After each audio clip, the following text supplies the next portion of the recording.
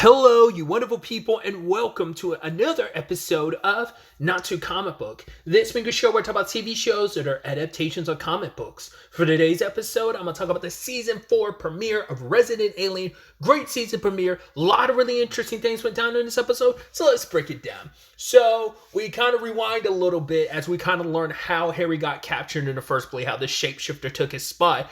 It's simply Harry just being a massive idiot. The guy's like, hey, I'm the pizza guy. I got a pizza in here for you. He's like, yeah, but how I know you're not just that shapeshifter alien? He's like, no, you can trust me. Also, I got a coupon off for your next pizza. And even Bridget's like, don't trust him. And Harry's like, there's like 30% chance he's the shapeshifter, but come on, I'm willing to take those chances. And gets locked up.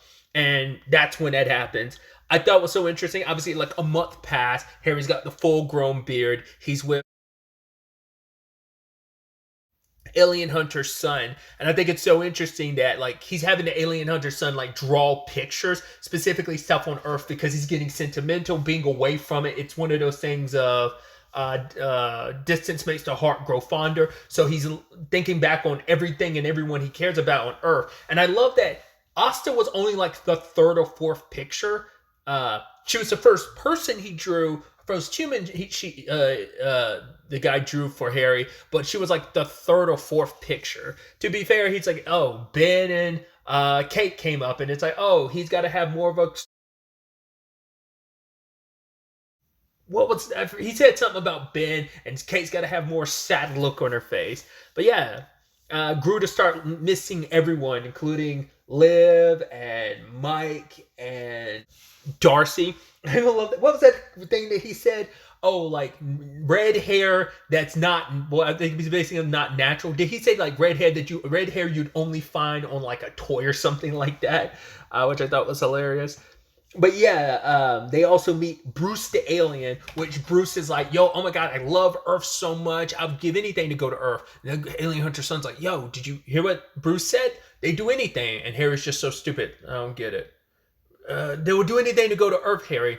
I still don't get it. It took Bridget explaining and like, oh, yeah, we should get Bruce to take us to Earth. And it's like, oh, you're such a genius, Harry. He's like, yeah, keep up. I also love that apparently in the prison, Bridget was kind of running things. Based on what Harry was saying, we see Bridget kind of wearing like the white tank top and just kind of like, like doing pull-ups and stuff. And it's like, oh, that they've got like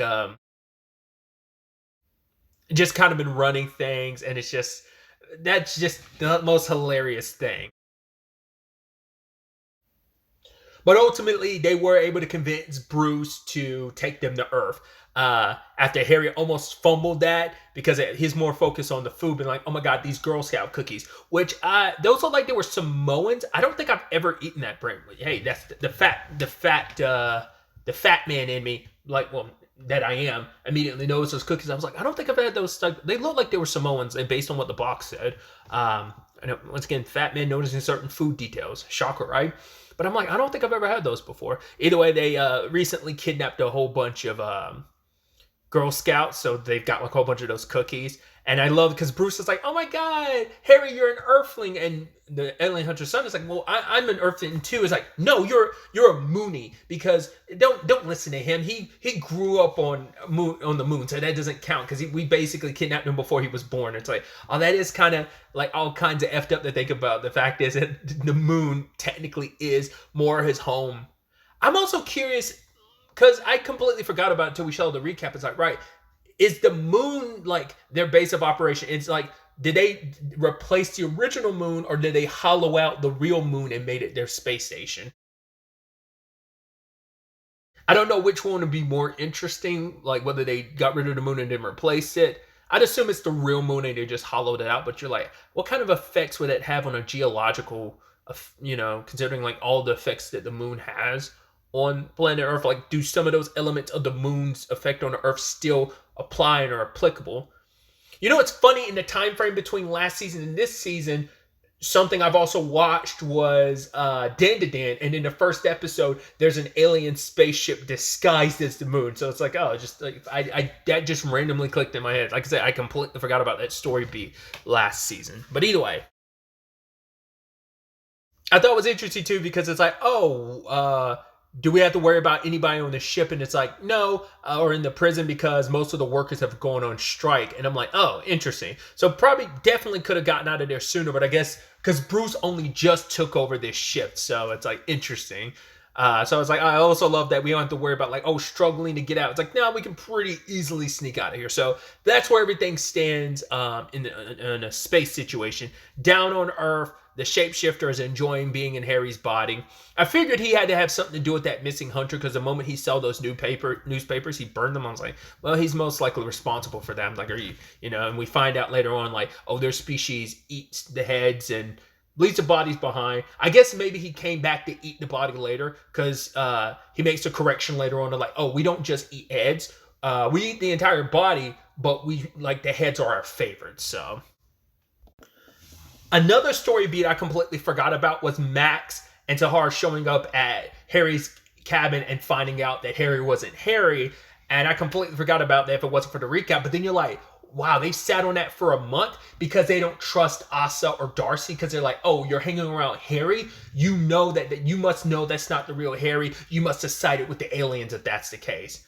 Also, side note, kids grow up so damn fast. It's so wild because you could definitely tell they've both gotten older. Because I feel like specifically the actor who plays Max, you could definitely see he gotten older over the past couple of seasons, but he looks relatively enough the same, at least to my recollection, to some extent. Obviously, he looked super younger in the earlier seasons, but like, I think the actress who plays Sahar seemed pretty, but it's like, she's got braces in now too. I'm like, wow, you kids grow up so damn fast. It's so crazy. It feels like you guys had like a crazy growth spurt in between seasons, especially when you look at them like in that preview from last season versus what they look like now. It's insane. But yeah, they've just been biding their time.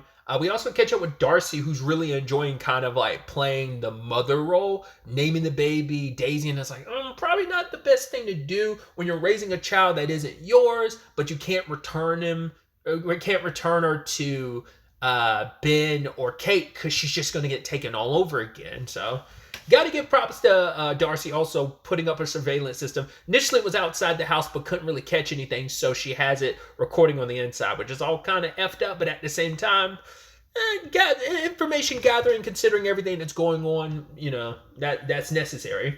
We also find out about Asta and Joseph hooking up.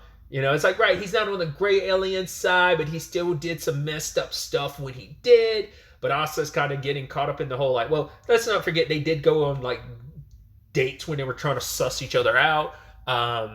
Would have never expected it. Legitimately, I've always just been like, man, if anything, I'd expect it like a Harry in her situation, but no, her and Joseph. She's just kind of like, oh, I wish he wasn't half alien, but she's like, I've done worse. So, we catch up with Liv and Mike. Liv has slimmed down. I'm always so like happy for like, when you see the actors who've like slimmed down, and obviously like they create like story reasons why the character might have slimmed down, but it's probably just like, no, the actor just made some life changes most likely. And I'm almost like, oh, that's awesome. She shows up in her uniform. I'm like, oh, look at you, you slimmed down. And Mike doesn't recognize it, and she brings it up to Ben, and Ben's like, oh my God, that was a close one. He's like, yeah, I want to compliment her saying she looks great, but then Mike's like, yes, that's life. It's a perpetual booby trap. Because he's like, you'll say that she looks great, which she always does, but then it's like, oh, you saying she looks great now implies that she doesn't look great before. It's like, I get it, Liv wanted some validation of like, yo, look at the hard work. Look at the, also, I'm wearing a uniform that literally doesn't fit me anymore. Get me a new goddamn uniform that actually fits me. But Mike's kind of out of, ever since he had his run with the gray alien, another thing I forgot about, he's kind of like, right, I can't trust my own judgment, which is so ironic considering you are the kooky person that you are. You always kind of like, probably not the most, obviously Liv is a more, what's the word I'm looking for? Liv is the more, she's a cop you kind of have more faith in than Mike. I mean, to be fair, like, Liv is the one who, she knows about aliens. She believes the aliens because we know she's like, even though she doesn't have all the details, she is more in the know. She is the more capable cop than Mike. Even though he can be one, but he's so, like, asinine with his perspective on things and his worldview sometimes. So it's kind of wild and funny. It kind of ties back to this conversation Harry had where he was like, "Oh, they'll figure out that's not the real me," even though they hadn't figured it out an entire month. Well, Max did, but he just stumbled across that. It ain't like anything really other than his ability, like to see aliens for what they really are, you know. But my point for bringing that all up was just like Harry's like, oh, they'll figure him out, but it's like he's like there can only be one Harry Vanderspiegel, which I'm like, that's ironic for you to say, Harry, considering you murdered the real Harry Vanderspiegel and disguises yourself as him. So like, there's a double like what would be the word? Like, there's a double like disguise situation going on here because that alien is disguising itself as in the human form that he took from the alien who killed the original Harry. So it's like there's layers to that comment about like, oh, there's only one real Harry Spiegel. It's like, yes, there is, and you murdered him and took over for him. But it's like, well, the argument could be made that you are the better Harry Spiegel. And I'm sure that's debatable in a lot of ways. But going back to it, when got lost on my diatribe, Mike doesn't trust himself, and he kind of wants to kind of take a break from being a cop for now until he can get his head on straight. Because like, I saw something I saw, but it's like I thought I put the alien in a duffel bag, but I came back and it was gone. It probably woke up and let itself out, or I mean, there are multiple grays here, so one could have found him and let him out. I wonder is that going to be a specific gray or not? It might not be anything important because I was wondering, like, you don't think it's going to end up being Bruce or something? It's like, no, because Bruce never went to Earth. This is Bruce's first time on Earth, so it can't be Bruce. I also love his conversation with Ben where it's like, oh, he went to Harry for 2 times, but he can, like, the town budget can only cover him going twice. So the third time is like, it's got to come out of your pocket. It's like, oh, you're a Grinch. He's like, well, the Grinch only comes 1 time a year, so that's not applicable. And I just love Mike sitting there thinking, what the hell does a Grinch do for the rest of the year? It's like, I mean, my understanding, I would assume just stay in his place because Christmas is the time that pisses him off the most and he comes to be the Grinch. Well, even though he's a Grinch all the time, but Grinch about Christmas. But I'd assume every other time he's just like in his isolation, just living his life, not really caring about anything until the people in Whoville start up with all that hoopla about Christmas. So never really gave it any thought until now, but that, once again, that's Mike for you, kind of thinking outside of the box, unnecessarily thinking outside the box. But yeah, we also catch up with Liv, who the reason why she's lost weight is because she's been visiting the alien hunter because his legs have kind of worn out and they're trying to find a way to kind of charge and fix them. She's bringing him food, but he can't eat or drink anything because he doesn't have a stomach, so he has to chew it up and then spit it out. I love that he's drinking that drink and he spits it out at me. He's like, that quenched my thirst. I love that. But yeah, he wants to find his son, which his son's back on Earth now. So, but also he doesn't want to tell Liv everything that went down last season and what became of him because he doesn't want her to get drawn deeper into everything. Considering like, well, the government will be up your wazoo, considering it was a governmental experiment to turn him into what he is. And last thing you need is like, luckily you've been left alone. But if the government finds out what you know, that's going to be a bigger issue. Does make you wonder where the general is in all of this. I mean, obviously we're focusing on like the town and, you know, a little bit of space, but like we haven't checked in on the military side of things in the aftermath of all of that. So Ben and Kate are trying, well, Kate in particular is training for her opportunity to strike at the aliens when the time comes. It's like, all right, they take me, they're going to get a whole can of whoop ass. Because at first I was confused. I was like, whoa, why is Kate back? But then I was like, oh, right. They literally have no reason to keep her. Like, right, just wipe her memory of everything and then put her back. But yeah, they figured it out. So even those memories can't be wiped. Only her time in being like abducted is all that's taken away. Like her memories, now that she's figured it out and remembered, she might still not be able to remember her time being abducted. But like her and Ben now know the truth of it all. I love being like, oh, why is that training dummy look a lot like me? In fact, she's like, did you make it look more like me? And Kate's like, no. I was like, it kind of felt like it. I was like, on some level, it's like, it wasn't meant to be Joseph. Because I feel like if it was meant to be Joseph, she would have said something. So why didn't she say anything? So it kind of makes me, I guess that was her kind of taking like a lot of her frustration because she's like, what are you actually doing, Ben? Other than like, unintentionally and accidentally sexually harassing an older woman when Miss Brown came in about like, oh, the report, when it's like, no, I didn't say it was like some strange being was being loud. I said someone was in my backyard being loud. I think she said it was like her sister or cousin or something. Like, Roman, she can do something. But Ben's like, all right, why are you covering? Tell me the truth. Maybe it'd be more comfortable when we have solitude. And he's touching her arm. She's like, no, I'm more uncomfortable. Wait, why is your fly open? I thought that would have been a bigger issue at the time. I was like, cause when he was walking by those ladies and they're like, oh, he made some reference to skirts, but he's like, I'm sorry, like ironing or your skirts or whatever, because of like the winter, the weather's changing. But he's like, I didn't mean that. Like, I'm not just saying like only women iron and stuff like that. It's just like, I get it. I appreciate your tip to be very PC in this regard. Kind of trying to be an equal opportunist in that moment. I thought the ladies were going to be whispering because they heard from Miss Brown what he did, but then like later on, he sees Joseph. He turns his back. Joseph like gave the umbrella and flowers to Miss Brown, who Kate ends up tackling, tries to help her up, but then Ben pushes her down, thinking it's Joseph in disguise. And now she's like, cool, I'm going to sue you, which I love. Ben's like, don't worry, she was going to sue me beforehand. And Kate's looking at him almost like, why for? It's like, well, you're probably going to have to go ahead and explain that there might be a misconstrued thing of sexual harassment. So that's probably definitely going to come back into play. Even if it's not the biggest part, it'll probably be like a small sub-story in an episode in the future of him getting sued potentially. We'll see what becomes of that. I mean, he's got to get ousted as like, even though his family's got the history it's gotten, it's like he's got to get ousted as mayor at some point in time. Especially that this particular situation might be his downfall, but we'll see.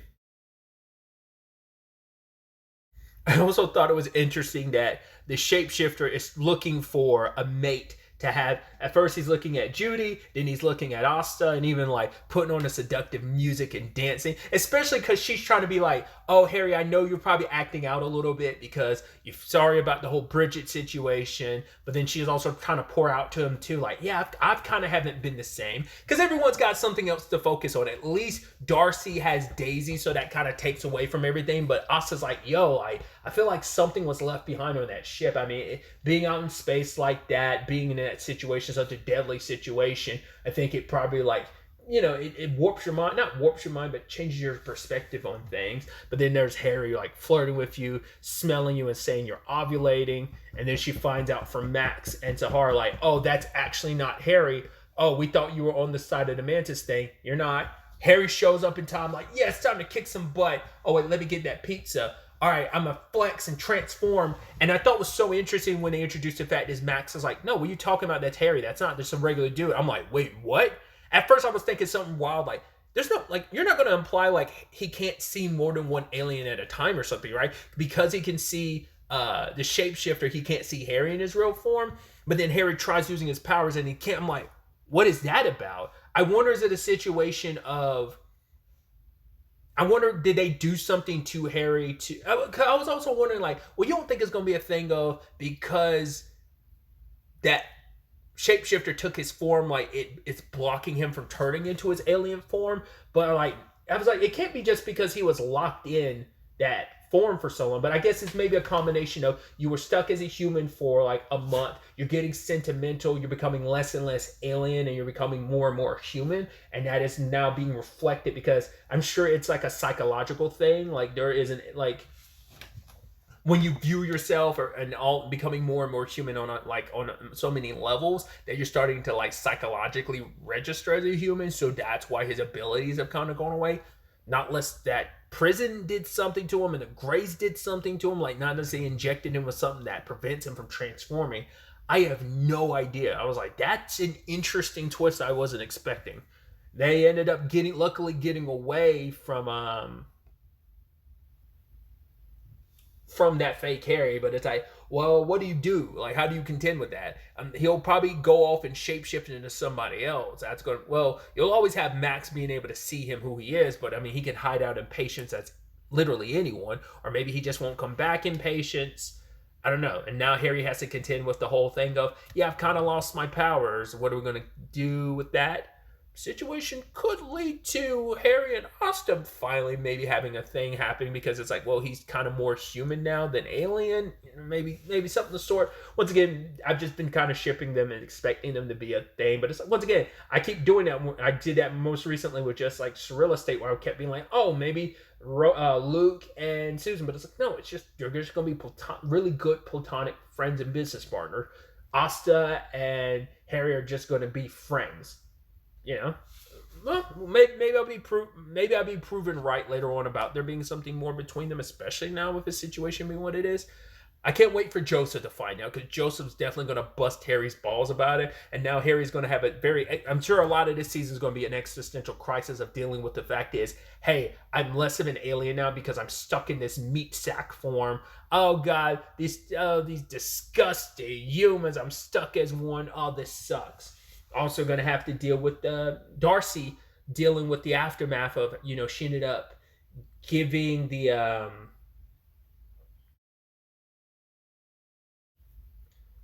giving Daisy up, and that kind of sucks because she did bond with the baby, and now she has to give it up. I'm sure that's something she's going to be struggling with. She probably tries to visit probably the baby as much as possible, but it's also like, right, you start going there too much, people are going to start noticing, like, well, why are you going there so much? Oh, this mysterious baby that showed up, like, it will draw too many eyes to the situation. So what is Joseph up to now? Because Liv learned from Ben that Joseph's still around. I love the whole Nixon thing where he's like, hey, you'll get asked questions. I'm the one who asks questions. She's like, well, go ahead. He's like, go ahead, what? Ask your questions. He's like, I don't have any questions. I'm just telling you Joseph's here. And it's just like, she's like, I have to get a sign off from the mayor. And he's like, well, you can't draw this back to the mayor. You have your limited budget that allows your, investigate based off of some kind of, some claims of someone's encounter, yada yada. And so he's trying to get out. It's just like, can you unlock the child lock on a vehicle? And she's just like, oh, you big dummy. Yeah, once again, Ben continues to fumble everything that he does. He has a good nature and good heart, but man, oh man, you're stumbling your way through this whole situation. That's going to be interesting to see how that all fares and plays out. But Liv basically smacked some sense into Mike by getting him to realize, no, you need to get back to work. We need to get Joseph. He was a bad guy. He is an alien. You saw what you saw. Get over it and get back to work, because we have to stop whatever's going to go down. And he comes back. He even gives her a new uniform too. So it's definitely going to be really interesting to see where the next episode takes us, picking up of all of these threads and elements. I wonder, would there be anything else that we find out about over the past month? I feel like a lot of that was kind of caught up in this episode. Like, not too much really changed. It was just kind of like every day was normal. Really no progress was necessarily made. So I guess everything was kind of on hold. And I think the irony is that now that Harry's actually back on Earth, a lot of things around the main plot are kind of moving forward, or at least, starting to pick up pace after kind of being stagnant with just no forward momentum, so it's going to be interesting to see, like I said, will there be anything else that gets filled in that month time frame? Once again, this has mainly been patience we saw. We still haven't seen what the government's been up to for the past month since they lost their alien weapon in the form of, the robotic alien hunter. So I'm excited to see where the next episode takes us. I did not watch the trailer for this season, so I had no idea what to fully expect on where this is going to go. The only thing I remembered was the shapeshifter thing about it replacing Harry. That was all I remembered fully from last season. So I'm excited to see what happens next. But really, that's all I wanted to talk about. Till the next time we meet, be happy, be safe, live life to the fullest, and enjoy it. Good day and goodbye.